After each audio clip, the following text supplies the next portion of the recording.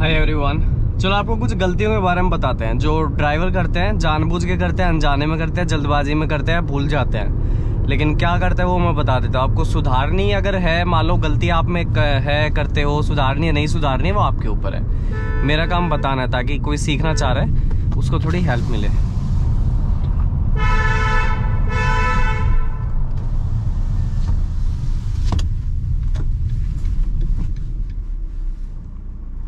इसे आने दो, हाईवे पे चढ़ा के बताऊंगा क्योंकि यहाँ पे ना ज़्यादा वो नहीं हो पाता मेरा कंसंट्रेशन, क्योंकि बोलने के टाइम पे मुझे थोड़ा खाली रास्ता चाहिए। अगर बोलते हुए बनाऊंगा तो मुझसे गलती हो सकती है।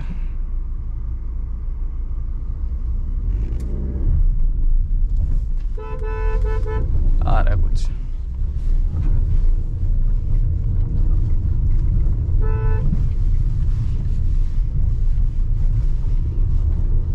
चलो बताता हूँ। देखो पहली गलती एक ड्राइवर क्या करेगा, जैसे मैंने बताया जाने भूल में जो भी है, ब्रेकर से गाड़ी उतारी, मान लो भगाकर लाया, स्लो डाउन करी और मान लो 5वें छठे चौथे कोई भी गियर में गाड़ी थी, उसने सेकंड में शिफ्ट करी, गाड़ी एकदम आराम से उतर रही है, मतलब बिल्कुल स्लो हो चुकी है, 4-5 लोग बैठे, फिर भी सेकंड में उठाना है, गाड़ी नहीं उठ रही है फिर भी उसी गियर में ऐसे करके उठाना है। मतलब क्यों उठाना है?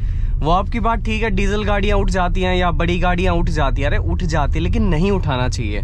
अब ऊंट की गर्दन लंबी है तो ऐसा थोड़ी है कि उसे जड़ से ही काट दो। अब गाड़ी उठ रही है तो उसका एज एन एडवांटेज मत लो कि वो उठ रही है तो उठा लो, जोर पड़ता है इंजन पे फालतू का। तो अगर आपको सिर्फ काम निकालने से मतलब है तो उठा सकते हो, अगर गाड़ी से प्यार है। देखो ये जो टिप्स है या जो गलतियां मैं बता रहा हूँ वो कार गाइज के लिए बता रहा हूँ, जिनको गाड़ियों से प्यार है उनके लिए मैं बता रहा हूँ। तो पहली गलती ये थी, वो सेकंड गियर में उठाते हैं, मेरी भी उठ जाती है लेकिन मैं फर्स्ट में उठाता हूँ क्योंकि ब्रेकर बहुत शार्प होते हैं, गाड़ी का मोमेंटम बिल्कुल टूट जाता है, फिर वहां उठानी होती है तो आराम से उठाओ। समझ रहे हो? आपकी पीठ पे 20 किलो वजन लाद दे तो उठ तो आप तब भी जाओगे, लेकिन दिक्कत होगी ना, बैक में दिक्कत हो सकती है। एक बार में नहीं होगी, 2 बार में नहीं होगी, धीरे धीरे हो जाएगी, फिर वो आदत बन जाती है, फिर वो गलती बन जाती है। तो पहली गलती ये थी। अगली गलती गियर से रिलेटेड ये है कि जैसे बताता हूँ, 3rd गियर में शिफ्ट करी, 4th गियर में शिफ्ट करी, कुछ सामने आया, ब्रेक लिए, 30 की स्पीड आई, 20 की आई और उसी गियर में उठाते हैं। अब बाइक की तरह कट कट कट कट तो गाड़ी करती नहीं है, ठीक है? तो उसका भी ये अगेन फायदा मत उठाओ कि उसी गियर में उठानी है। रेव मैचिंग करो, जितनी स्पीड आई है उसके अकॉर्डिंग गियर डालो और उसे उस गियर में गाड़ी को उठाओ, ठीक है? ये दूसरी गलती थी।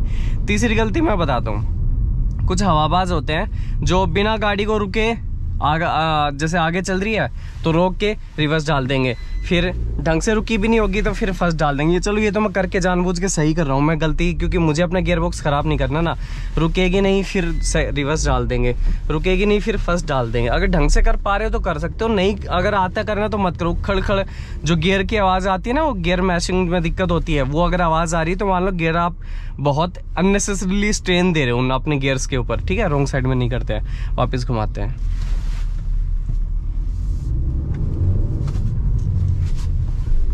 ठीक है, ये आपकी अगली तीसरी गलती थी जो समझ गए हैं, ठीक है? क्योंकि बिना रोके गाड़ी के गियर चेंज करना, मान लो ढंग से व्हील्स, ये बात है फॉरवर्ड टू रिवर्स मोशन में जाने की और vice versa. First second third चल रहे हो आप कर सकते हो, लेकिन जब गाड़ी के एकदम मोमेंटम, मान लो डायरेक्शन चेंज हो रही है व्हील्स की, उसमें मत करो। उसमें ढंग से गाड़ी स्टॉप ले ले, कोई जल्दबाजी नहीं, हॉर्न मार रहा है मारने दो। अगला, अगर गियर स्टिक पे हाथ रखते हो, देखो 2 चीजें हैं। ये एक डाउट मैंने अपने, जब मैं कॉलेज में था इंजीनियरिंग डेज में, मैंने अपने फैकल्टी से पूछा था कि हाथ रखने से क्या होता है, तो ये चीज उन्होंने मुझे बताई थी। नो डाउट गियर वही अननेसेसरीली स्ट्रेन जाता है, लोड जाता है फालतू का गियर्स के ऊपर। तो अगर सिर्फ आपकी फिंगर टिप्स हैं या ये जो पाम है आपकी हल्के से रखी हुई है, कोई भी दिक्कत नहीं है। ऐसा नहीं है कि आप हाथ रख ही नहीं सकते, लेकिन अगर करके आप हथेली से हल्का सा अगर पुश कर रखा है, ऐसे अगर पुश कर रखा है, देखो अगर दिख रहा है तो, अगर ये कर रखा है तो फिर दिक्कत है। हल्का से इशारे के लिए रख सकते हो, कोई दिक्कत नहीं। ये हाथ हम इसलिए यहाँ रखते हैं ताकि तुरंत गियर चेंज कर सकें। और मेरी वीडियोस में भी आप मुझे एक आधा लोगों ने मुझे पॉइंट आउट किया कि आप गियर पे हाथ रखते हो। मैं हाथ नहीं रखता हूँ, मेरे सिर्फ फिंगर टिप्स रहती है। जो मेरा हाथ का जो रेस्ट मैं कर रहा हूँ वो एल्बो से मैं आर्म रेस्ट पे कर रखा है, ना कि मैंने गियर स्टिक के ऊपर अपने हाथ को आराम दे रखा है, ठीक है? तो फिंगर टिप्स रख सकते हो, लेकिन अगर थोड़ा बहुत भी अगर पुश कर रखा है ऐसे, वो दिक्कत है, ठीक है? हल्का बहुत थोड़ा बहुत चलता है। ये जो भी नंबर आप याद कर लेना, मेरे ख्याल से 4th गलती थी। अब 5th आता है हैंड ब्रेक लगा के गाड़ी चला लेना। चलो आजकल की गाड़ियां जो है उनमें ये इंडिकेशन आता है कि अगर हैंड ब्रेक लगा तो गाड़ी तुरंत इंडिकेशन देगी, ओके। लेकिन जैसे पुरानी गाड़ियां थी, ऑल्टो मान लो, कोई और गाड़ियां मान लो, या जो इंडिकेशन नहीं देती हैं, जो भी गाड़ी है व्हाटएवर, अगर वो इंडिकेशन नहीं देती है तो लोग हैंड ब्रेक में चला लेते हैं। 1-1 किलोमीटर तक, 2-2 किलोमीटर तक, 3-3 किलोमीटर तक पता ही नहीं रहता गाड़ी हैंड ब्रेक में थी। तो उसका नुकसान 2 होते हैं। एक तो आपकी गाड़ी के जो ब्रेक्स है वो पीछे वाले वो ज़्यादा खींचते हैं, और वही अगेन इंजन पे लोड आता है, ज़्यादा पुश करना पड़ता है ज़्यादा, फिर वो माइलेज ड्रॉप कर देगी। ये 5वीं गलती थी। 6ठी गलती इसी से रिलेटेड है, जो आपने इंडिकेशन मिस किया, अगर आ रहा है तो भी मिस कर देते हैं लोगों ने, लगता है सीट बेल्ट की आवाज़ है, ये आवाज़ है, वो आवाज़ है। तो इंडिकेशंस मिस क्या करते हैं, गाड़ी ने मान लो लो फ्यूल का इंडिकेशन दे दिया, उसे इग्नोर कर दिया। गाड़ी ने जो है पॉल्यूशन से रिलेटेड एग्जॉस्ट में कोई माल फंक्शनिंग है उसको इग्नोर कर दिया, और बैटरी से रिलेटेड आ रही है उसको इग्नोर कर दिया। गाड़ी की टेल लाइट खराब है उसको इग्नोर कर दिया कि हमें उससे क्या मतलब, हमें तो सामने जाना है, सामने की काम कर रही है, आपका एक्सीडेंट हो सकता है उसकी वजह से। तो ये छोटी छोटी चीज़ें इग्नोर ना करो। गाड़ी जब बिल्कुल जवाब दे जाती है ना, फिर आप गाड़ी को जिम्मेदार ठहरा देते हो कि अचानक ये फेलियर आ गया। हर चीज़ खराब होने से पहले इंडिकेशन देती है, तुरंत नहीं होती है। ब्रेक से अगर चूं चूं की आवाज़ आ रही है, रिवर्स कर रहे हो तो आवाज़ आ रही है, उसका मतलब है डिस्क पैड खींच चुकी है, गेट देम चेंज्ड। ये तरीके होते हैं गाड़ी के बताने के। अगर गाड़ी का कूलेंट खत्म होने वाला है तो गाड़ी हीट करेगी, ये चीज़ें होती है पता लगाने की। तो ये जो भी इंडिकेशन आते हैं एरर को बताते हैं, तो इनको इग्नोर ना करो। खासकर सीएनजी की कार्स में जो एग्जॉस्ट सिस्टम वाली जो लाइट आती है वो आती है यहाँ पे, तो उसे इग्नोर ना करो, उसकी ट्यूनिंग कराओ। कोई भी चीज़ ये फिर बड़ी चीज़ों का रूप ले लेती है। छोटे छोटे एरर, छोटी छोटी गलतियाँ होती है ना, बड़ी दिक्कतों का सामना ले लेती है, तो इनको आप इग्नोर ना करो। अगला, सीट बेल्ट लगा रखी है ना मैंने, ये देखो,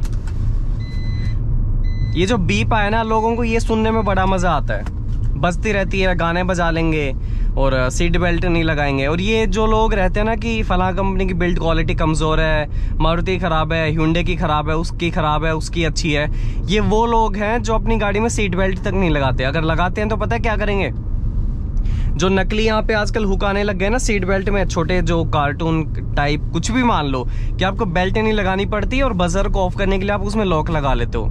मुझे नहीं पता उसके पीछे का क्या है कि वो आवाज़ नहीं करेगी, लेकिन बेल्ट लगाने में उनको बहुत बड़ी दिक्कत है। 100 रुपये के हुक ले लेंगे और अपनी जो जान है उसको फिर रिस्क में डाल देंगे। यहाँ सर लगेगा एक्सीडेंट होते ही, सिर्फ सीधा यहाँ, और यहाँ फटेगा। पता नहीं क्यों, क्या किस थॉट में है, क्या चल रहा होता है दिमाग में, और फिर कहेंगे फलां गाड़ी कमज़ोर है, उसकी बिल्ड क्वालिटी कमज़ोर है, ठुकते ही ख़त्म हो जाएगी, ये 2 हिस्सों में टूट जाएगी। अरे आप अपनी साइड से तो पूरा करके चलो ना। गाड़ी ठुक रही है, टूट रही है, ठीक है, लेकिन आप तो एटलीस्ट अपने साइड से कोई गलती ना रखो। गाड़ी फिर क्या, अगर मान लो कमज़ोर है तो हम कंपनी पे ब्लेम डाल सकते हैं, लेकिन आपने सीट बेल्ट ही नहीं लगाई तो नहीं तुक बनता ना। तो ये तो सबसे बड़ा ब्लंडर है, जो आप सीट बेल्ट ना लगा के वो हुक लगा लेते हो। पता नहीं मार्केट में फिर कुछ चीज़ें भी बिकती है, मतलब लोगों की सेफ्टी को बिल्कुल एकदम दरकिनार करते हुए ये चीज़ें बिकती है मार्केट में। एक, चलो पार्टी करने चलते हैं, 2 आगे बैठ गए, 3 पीछे बैठ गए, 4 पीछे बैठ गए, गोद में बिठा लिया, डिक्की में बिठा लिया, फिर भगा रहे हैं, और फिर गाड़ी माइलेज तो देगी नहीं ऑब्वियसली। फिर यार गाड़ी माइलेज नहीं देती, मेंटेनेंस आप कराते नहीं हो, गाड़ी माइलेज नहीं देती, तो खूब तेज भगा रहे हो, फर्स्ट गियर में, सेकंड गियर में खींच रहे हो गाड़ी, फिर यार गाड़ी माइलेज नहीं दे रही। तो आप पहले अपने देखो कैसे चलाते हो, कैसी ड्राइविंग हैबिट्स है, कहाँ चलाते हो, रोड कंडीशंस कैसी हैं। अगर ये सब भी नहीं करते हो, ये देखो ट्रैफिक में चलाते हो क्या, गाड़ी का वेट कितना, फालतू कोई चीज़ कैरी कर रहे हो क्या गाड़ी में। तो ये सब करने के बाद अगर आप गाड़ी को ब्लेम कर रहे हो तो वो चीज़ गलत है। गाड़ी की कोई गलती नहीं है ना। सेम गाड़ी से एक आदमी 20 की माइलेज निकाल रहा है, एक 15 की निकाल रहा है, तो गाड़ी की तो गलती नहीं है, चलाने वाले की गलती है, या फिर रोड कंडीशंस की गलती है, या फिर ट्रैफिक कंडीशंस की गलती है। तो डोंट ब्लेम द कार अगर आपको चलाने में दिक्कत है या ट्रैफिक कंडीशंस आपकी गाड़ी की अच्छी माइलेज के फेवर में नहीं है। अगली चीज़ हैजार्ड, मैं कुछ और बोलने वाला था, साइड वाला। हैजार्ड लैंप्स को गलत तरीके से यूज़ करते हैं। बारिश हो रही है, टिक, फोग आ गई, टिक, और मान लो शादी ब्याह में जा रहे हो, 2 गाड़ियाँ, आपको अपनी गाड़ी की पहचान करवाने, रिश्तेदार आपको फॉलो कर रहे हैं, टिक, चलो भाई यहाँ है मेरी गाड़ी। अरे नाम से ही समझो ना, हैजार्ड लैंप।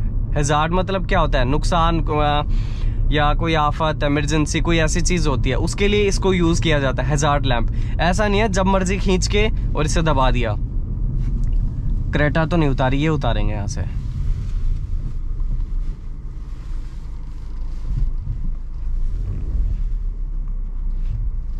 तो इसे ऐसे यूज नहीं करना होता है।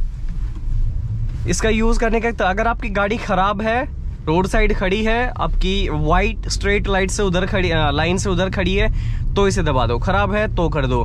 गाड़ी आपने कोई टो कर रखी है, करवा रखी है, तो इसे ऑन कर दो। बारिश में मत करो, फोग में मत करो। आपकी गाड़ी की जो फ्रंट एंड रियर लाइट्स हैं वो वेल सफिशिएंट है पीछे आगे वालों को बताने के लिए कि यहाँ से गाड़ी जा रही है। हैजार्ड लैम्प का मतलब यही होता है जब वो गाड़ी खड़ी होगी या उसमें कोई प्रॉब्लम होगा, चल रही है धीरे धीरे, मतलब यही होता है कोई दिक्कत है तो ही वो गाड़ी की लाइट्स ऑन होती है, वरना नहीं होती है। तो आप ये रॉन्ग मैसेज पास ना करो आगे पीछे वाले व्हीकल्स को। अगला काउंटिंग याद रख लेना, मुझे याद नहीं है क्योंकि ध्यान थोड़ा बहुत ड्राइविंग में भी है। अगली गलती जैसे हैजार्ड को लेके करते हो वैसे आप इंडिकेटर को लेके करते हो। इनका नाम इंडिकेटर नहीं, इनका पूरा नाम होता है टर्न इंडिकेटर। टर्न मतलब क्या होता है? मुड़ना। इंडिकेटर्स का एक ही यूज होता है, अगर राइट में मुड़ोगे तो राइट इंडिकेटर दे दिया, ओके, लेफ्ट में जाओगे तो लेफ्ट इंडिकेटर दे दिया।